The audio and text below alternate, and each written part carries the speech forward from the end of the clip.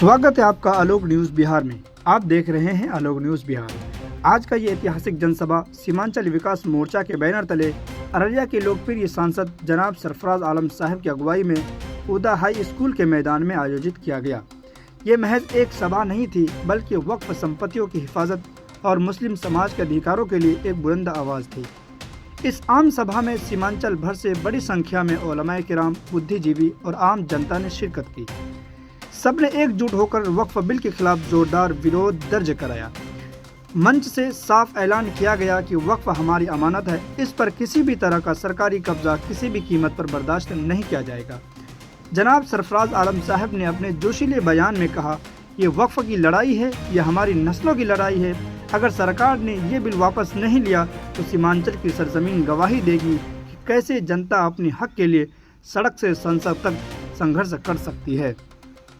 सभा में उलमाए किराम ने भी हुज्जत और दलील के साथ बताया कि वक्फ शरई हुकूक का मामला है और इसे छीनने की कोशिश शरीयत और इंसाफ दोनों के खिलाफ है।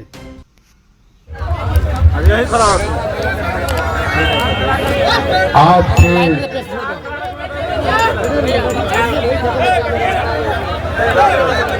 इस अहम इजलास को बड़ी खूबसूरती से बड़े अपनी काबिलियत से चला रहे मौलाना मुतस्सिम साहब इस डाइस पर पूरे सीमांचल के स्कॉलर, उलमाए किराम, मुअज़्ज़िज़ सामीन, इलेक्ट्रॉनिक प्रिंट मीडिया के साथियों और सबसे ज्यादा एक आवाज में पूरे सीमांचल से आए हुए बुजुर्गार्जन, नौजवान साथियों, हमारी पाकीज़ा माँ और बहन, इस देश के आइकॉन नौजवान साथियों, आपने पूरे एक से एक स्कॉलर को सुनने का काम किया और वक्फ बिल हो, 3 तलाक हो या बाबरी मस्जिद का मामला हो, ये मामला पहले आप समझें। 100 साल से इस पर प्रैक्टिकल चल रहा है, 100 साल, 1-2 साल से। आज उस पर एक्सपेरिमेंट करके जो हिंदुस्तान को भीमराव बाबा साहेब अम्बेडकर ने जो संविधान बनाया था, उस संविधान को तहस नहस करना। वो संविधान जिस जात का हो, जिस बिरादरी का हो, संविधान ने किसी को आहत पहुंचाने का इजाजत। ये टारगेट सिर्फ एक जात नहीं है, एक आदमी नहीं है, सीमांचल को तो सबने लूटा।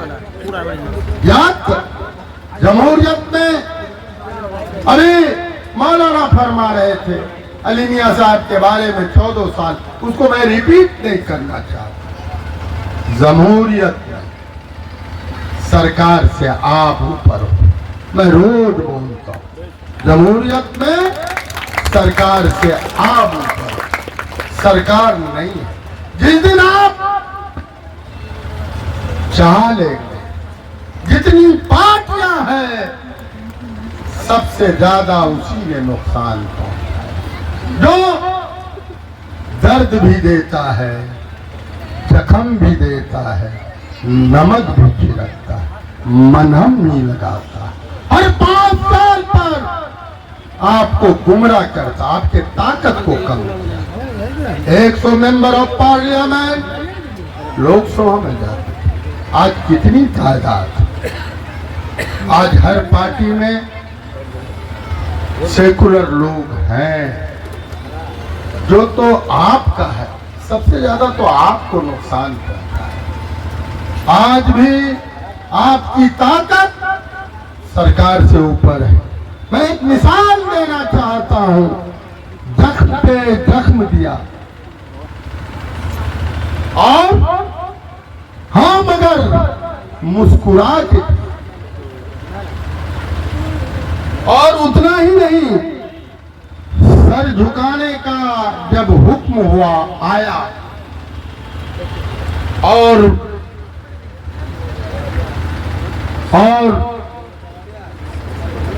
सर उठा के किया। वो कौम जिंदा कौम, समझो आपका बैलक जमहूरियत में जब तक रहोगे, एक एमपी एक एमएलए आपकी ताकत पर जब नॉमिनेट होता है, आपने कभी चुना नहीं, पार्टी के नाम पर, पार्टी से ऊपर उठना होगा। एक आम एमएलए, इंडिपेंडेंट एमएलए, संविधान में उतनी ही ताकत, सरकार से ऊपर। सरकार में तो जाते हो, अब आकलन करना होगा। मरहूम अल्लाह तस्लीमुद्दीन कम पैसे होते थे, आज सीमांचल के बका के लिए, सीमांचल के तरक्की के लिए, सीमांचल को आगे बढ़ाने के लिए लड़ते लड़ते शहीद हो गए। आज चंद लोग पैसे में साथ कार्य, मैं नहीं कह रहा, प्रोस्पर है, कई किताबें लिखा है, ऐसे ऐसे आपके बीच में ऐसे आप तो ऐसा हो कि इतना ताकत है आप, आपके बच्चों में, आपके लोगों में। मैं समझता हूं हिंदुस्तान की मिट्टी में, बिहार की मिट्टी में जितनी टैलेंट भी है पूरे हिंदुस्तान में कहीं नहीं। आपने तो कभी समझा ही नहीं, समझना होगा। जिस दिन आप समझ जाओगे ये ऊदाहाट से जो हिटलर शाही कर रहा है, हिटलर भी पैदा हुआ, कहां चला गया? ये दूसरा जो हिटलर पैदा हुआ है, न हिंदू का है, न मुसलमान का है, न सिख का है, न ईसाई का। आपका मैं इस वजह कहा जख्म पे जख्म, लेकिन तेरी ताकत के वजह से आपका बेटा कभी डिगा है ना डिगेगा।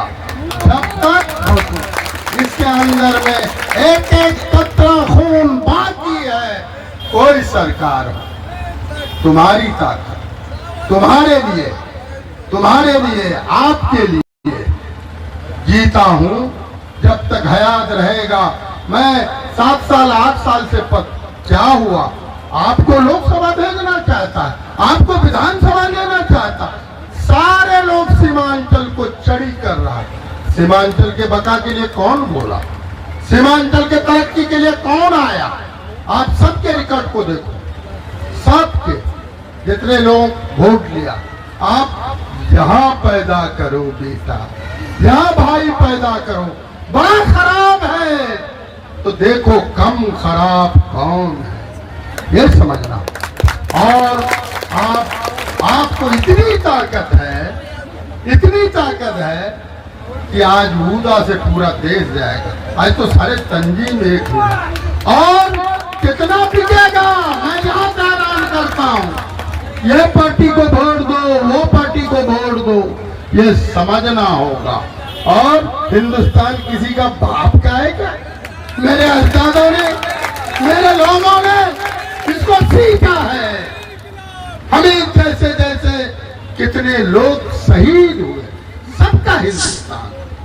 इस वजह भीमराव बाबा अंबेडकर का जो संविधान है, क्षण देर के लिए कोर्ट से भी बड़ा, मैं उस पर जाना नहीं चाहता, लेकिन मैं इतने कहूंगा, हम ऋणी हैं, हम ऋणी थे, ऋणी हैं, आपका बेटा है, आपका भाई है, हमेशा आपके लिए लड़ा हूं, लड़ते रहूंगा, पद पर रहूं या नहीं रहूं। और तमाम लोगों को दिल की गहराई से, तमाम उलमा का मैं सलाम करता हूं, सब लोगों ने जो कीमती वक्त दिया और आप इन लोगों को सुना सबसे ज्यादा, और जो इस इंतजाम को किया सीमांचल बैनर के तले एक एक पैसा अपना लगा के, कोई पैसे पर नहीं है, ये कहना चाहता। आप जिस तरह जो जिस लायक थे अपने आप को इस्तेमाल किया, इसके लिए बहुत बहुत शुक्रिया। अस्सलाम वालेकुम।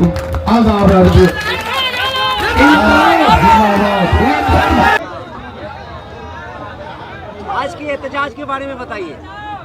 सबसे पहले सीमांचल विकास मोर्चा के तमाम साथियों को और तमाम जनप्रतिनिधियों को, तमाम लोगों को मैं दिल की गहराई से मुबारकबाद देता हूं। आज जो लगातार एक कौम को जो कानून के माध्यम से संविधान का धज्जी उड़ा रहा, उसी का एक झलक ऊदा के सरजमीन से एक आवाज़ लगाया गया है, तुम्हारा हिटलरी नहीं चलेगा, भारत सरकार का हिटलरी नहीं चलेगा, उसी का एक। अभी एक उलमा बयान कर रहे थे, 1986 में एक मामला आया था मदरसा में, तो आपने क्या उसके लिए इनिशिएटिव लिया था, थोड़ा उसके बारे में बताइए। हमारे मस्जिदों को, मदरसों को जब इस तरह के कानूनी दाव पेच आएगा, सरफराज आलम आ गया। जब भी हम सेकुलर मुल्क में रहते हैं, संविधान को मानते हैं, जब खानकाएं हो, मदरसे हो, जो हमारा आइन है उसको तोड़ना चाहेगा तो मैं उसे छोड़ूंगा नहीं। और बोलो। ठीक है। अच्छा, दूसरे लोगों ने अभी एक वहाँ पे एक प्रेस कॉन्फ्रेंस किया था, तो उन्होंने ये बोला है कि कहीं ना कहीं आपका पहले झुकाव बीजेपी की तरफ था। आप इस स्टेटमेंट को किस तरह से देखते हैं? देखिए, मैंने एक बात कही स्टेज पर, जिसने दर्द दिया, जिसने जख्म किया, जिसने नमक छिड़ा, जिसने मलहम लगाया, आज उसी का नतीजा है ये।